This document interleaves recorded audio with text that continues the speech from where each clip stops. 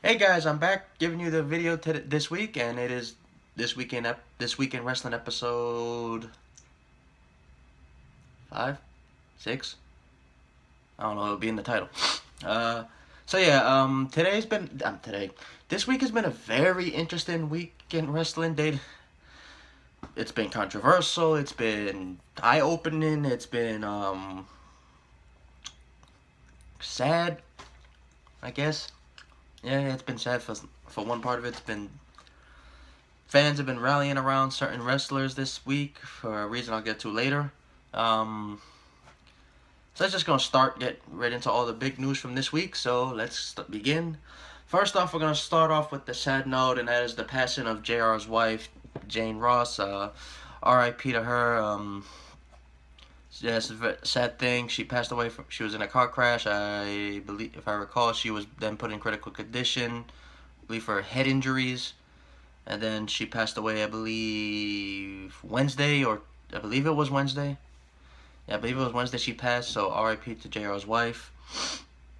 Okay, next up we go on to some more kind of down news, and that's Mauro Ranallo's missing from SmackDown the past 2 weeks. Last week SmackDown, I believe it was Bradshaw, or Tom Phillips, they said the reason Mauro wasn't there was because he was, the blizzard, the snowstorm that we got in the northeast area of America that we got is the reason why he couldn't make it. Fact was that apparently it seems as if he's been battling depression. And he did pretty much kind of confirm it on his Twitter, thanking the fans for the support and stuff, and saying how I believe he said his doctor told him to stay off social media for now. So, but he wanted to put that tweet to all his fans. So that seems to be the reason why he has been missing. Apparently, he's been dealing with this dating back to his teenage years. So, hopefully, Mauro can get better, and get back to SmackDown. Okay, next up is the big news from the weekend that has had the wrestling world a buzz, and that is the sex tape / explicit photos been released, leaked, of superstars Paige, Summer Rae, former superstars Maria, Victoria, Melina, and Caitlyn.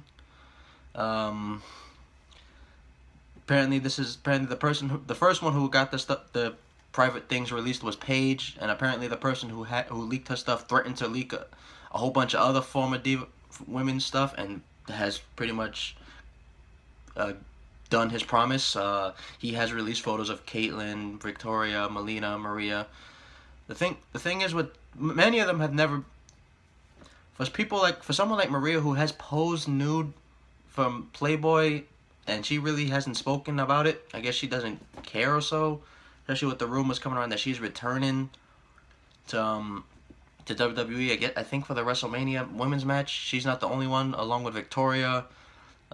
Rumors that Summer Rae and Emma may be jumping ship to SmackDown to join in that match. That's when Tamina's supposed to make a in-ring return on TV, not live show. Eva Marie's supposed to return that day. Hopefully they keep doing the thing where she can't wrestle, so we just don't see her. There's also a rumor confirmed, I believe, about Lita being involved in that match as well. I'll get more into detail of that for my WrestleMania predictions, which will be out later in the up and coming weeks, since WrestleMania is next Sunday. Not this one coming up. It's one Sunday away. It's 2 Sundays away. After this Sunday, it's 1 Sunday away. The big WrestleMania is already here, people. I'm sorry. So yeah. Now we're gonna go to just normal news. Reports, as I said, about Maria returning. Also, there's a report going around that her and her husband, Mike Bennett, may be coming to the company as well. I believe he's to go to NXT. I see why Triple H would bring him into NXT. NXT needs the help right now. He, on a report, an interview and this week, I think it was yesterday, he pretty much said that he's upset with the way NXT is right now, because NXT has lost so much from the past year because of the draft. They lost Finn Balor, they lost Joe, they lost Bayley, Enzo and Cass, Apollo Crews, Baron Corbin. It looks like they're going to lose Elias Sampson in the up and coming weeks. The same thing with Shinsuke Nakamura, and that's really hurting NXT. They also lost American Alpha.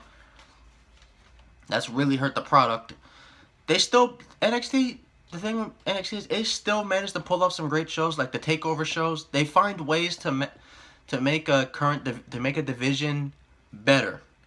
Let's say in the when NXT was first becoming big, it was pretty much all about the NXT title and then how majority of the guys were starting to get called up to the main roster like Neville, Zayn, Owens, Balor. So then they started to center around the NXT Women's title with the four horsewomen, Sasha, Charlotte, Becky, and Bayley, having phenomenal matches, sometimes even better than the NXT title matches.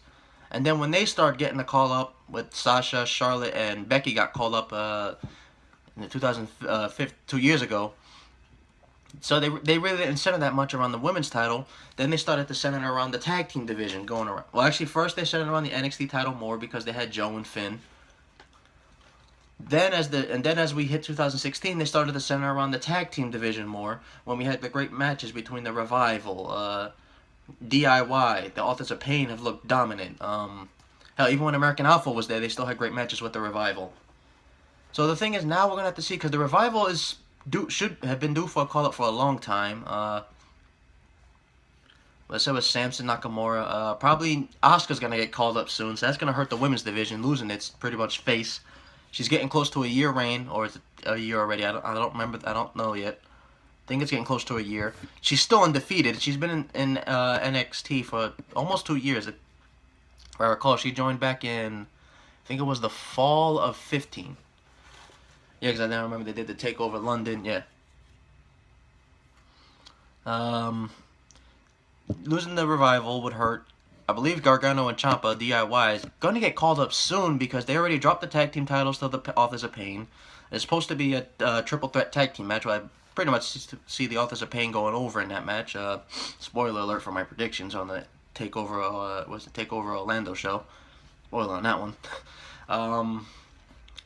And then, with of course, Nakamura getting called up. Samson, and I don't think no one really cares, but Nakamura being called up is going to hurt. I mean, his run in NXT has kind of gone down. It's been like up and down.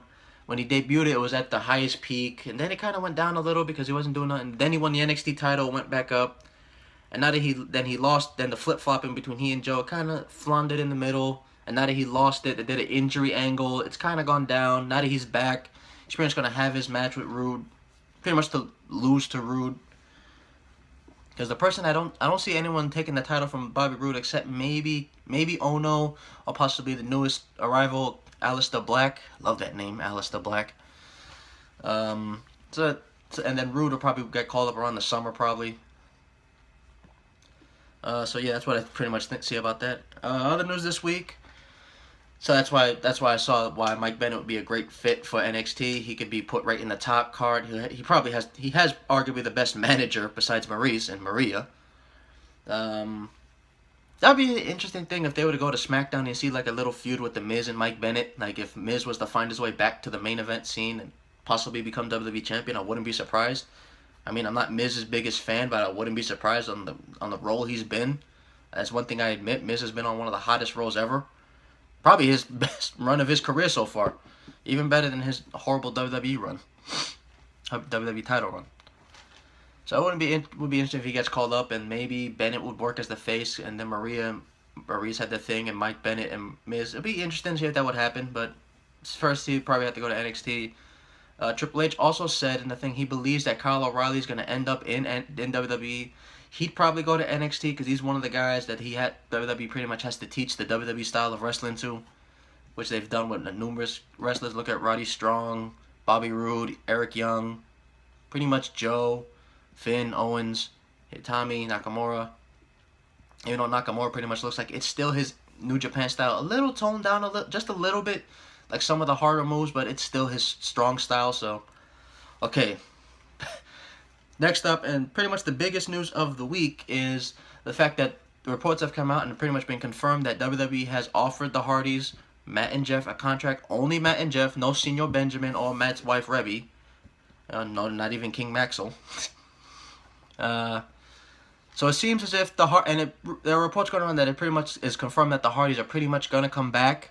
So it's going to be interesting how that works due to the fact that the Hardys still have that Supercard match the day before Mania that Saturday with the Young Bucks, and they're putting both the tag team titles on the line, so it seems pretty much that they're going to lose the titles that day and pretty much that, and then it pretty confirms that the title is, I mean not the title, the contract is up that day. Because we could pretty much confirm we may see them at WrestleMania. Because we know the New Day are supposed to be the hosts of Mania, and if I recall, I believe they said WrestleMania is supposed to be like a 6-hour show. So in order to really lengthen the show out, they're gonna they gotta do a lot of New Day segments with legends. There's a rumor that Rock's supposed to be there. Then there's one he's not supposed to be there. So there'll probably be one there with a Rock and the New Day have a little thing. Probably the New Day are gonna have like things where they go with the winners, or with the winners of the title matches or something. Or they're gonna have other segments with other legends, like just off the top of my head, like the Hall of Fame class. Maybe Kurt Angle has a little segment with the New Day. Maybe even you possibly may see the New Day make more references to Xavier Woods being in Paige's sex tape thing. Who knows? They did it on Raw when Kofi and Big E were staring at Xavier, and Big E said, "Got something to tell us?" And the crowd had one of the biggest pops I've heard all year when they put the New Day on. They pop, big pop. So just to see them on TV, so possibly we could see the Hardys. Like maybe the New Day has an in-ring segment, and they're just rambling on, and then lights go out, and in the ring and then you just hear the crowd start chanting "delete" the whole time, and then in the ring is Matt Hardy going yes, some shit like what he does. Hopefully he gets to keep the broken gimmick. We know how Vince McMahon is using gimmicks from outside WWE. How he was with the Bully Ray gimmick. Didn't use it, even though he was close to using it. He was like, I believe it said the day before their return, Vince was like this close to using it, but said, fuck it, we'll just bring the Dudley Boys back. So hopefully, because I don't see Vince McMahon wanting to use the gimmick, but if maybe Triple H will be in his ear saying, motherfucker, listen to me. Wait. Hunter, it is up to you. Make Vince use the broken gimmick. Get into that motherfucker. Go into his ear and just yell at him saying, listen here, Vince. This is money we have here with the Hardys. Put them on SmackDown, or even had them flip-flop from shows because the draft is supposed to be coming up. Whatever you do, don't break them. Well, don't break the gimmick. You don't make jokes unless you're DX Triple H. Just do it. Just have them do it. If it fucks up, to hold me responsible or whatever. Just don't fire me. So it's up to him to make the gimmick, to keep the gimmick. We know how Vince is. Get in Vince's ear. I understand they've talked shit about you. The Broken Hardys have talked shit about Vince and Triple H, the man of 3 H's, or Meek Mahan. They called you a barrier. They called Meek Mahan evil. I mean, we've known Vince to be evil over the years. JR at one point used to, I believe it was in 06, at one point called him the evil chairman. Called him Satan himself. So we know Vince has always been known to be evil, and Triple H, we all know your history of burying people, Hunter. I mean, man of 3 H's. So that's pretty much the big news from this week. It's the Hardys. Pretty much everyone has been focusing a lot on the Hardys because everyone wants that. We want the Hardys back. Ever since pretty much last month, they confirmed that they will leave in TNA, and how that Rebby, and there was a thing with how Impact Wrestling is still suing the Hardys for the broken name, and how Rebby Sky has been very vocal about it on Twitter, and even someone tweeted her and said WWE's lawyers could just crush Impact Wrestling's lawyers, and Rebby responded saying, I know. So it's pretty much going to the fact that the Hardys are going to show up. Maybe WWE gets involved just to squash this thing. Maybe uses the broken gimmick. Maybe not. Maybe Matt Hardy gets to keep the gimmick, but Jeff can't. Who knows really? Because this is probably going to be their last run, not just in the company but altogether. Matt and Jeff are in their 40s. They're getting older. They have a lightened schedule. They can't work the full days anymore. So it's to the fact that this is their last runs. Matt, as we all know, is a father. So is Jeff. They both have young kids. So possibly the up and coming times they're gonna, as the WWE run is coming to an end, they're gonna want to spend more time with their family. So yeah, that's pretty much the big news from this week. The biggest news, the sad news of JR's wife passing, R.I.P. Jane Ross. The Fappening 2 is what it's being called this time, of the WWE version. Maria and Mike Bennett possibly coming to the company. Triple H on how NXT, on the product, how he's been visibly upset about NXT. Oh, and also big news. I can't forget this one. The biggest news. I almost forgot. It popped right back up in here. There's a rumor going around that WWE is trying to buy Ring of Honor. Apparently, this has been a little quiet thing that the company's been doing. This rumors report that the reports go back to possibly January. There's even one going back to maybe August when they were trying to get TNA and that fell through. The reason why WWE is trying to do this, they want the video library and if they do buy it, they possibly would put the Ring of Honor show itself on the network. But the main reason is they want the video library because many of the wrestlers currently on the roster and who have wrestled for them, their careers were Ring of Honor. When you go from CM Punk, Daniel Bryan, Owens, AJ, Joe, Aries, Rollins, Zayn. I know I'm missing some names. Roddy Strong was on NXT. Just names like those. They were Ring of Honor. They were the big names of Ring of Honor. They were Ring of Honor World Champion and stuff like that. They've had some of Ring of Honor's greatest moments. So I wouldn't be surprised. Oh yeah, Nigel McGuinness, who's now a commentator, he wrestled for that. He was their matchmaker, if I recall. Carino, who's supposed to be a trainer for them. So if WWE was to buy this, guys, let me know in the comment what would you think about WWE possibly getting Ring of Honor. What would it do to the business? What would it do for the WWE? Would they have just an influx of talent when with Adam Cole, the Bucks, Jay Lethal, Daniels, the Motor City Machine Guns, stuff like that? Let me know what you guys think in the comments. So yeah, that's all the big news from this week. Thank you guys for watching. Don't forget to like, comment, subscribe, and I will see you guys for my WrestleMania and NXT TakeOver Orlando predictions later this week. So tune in for that.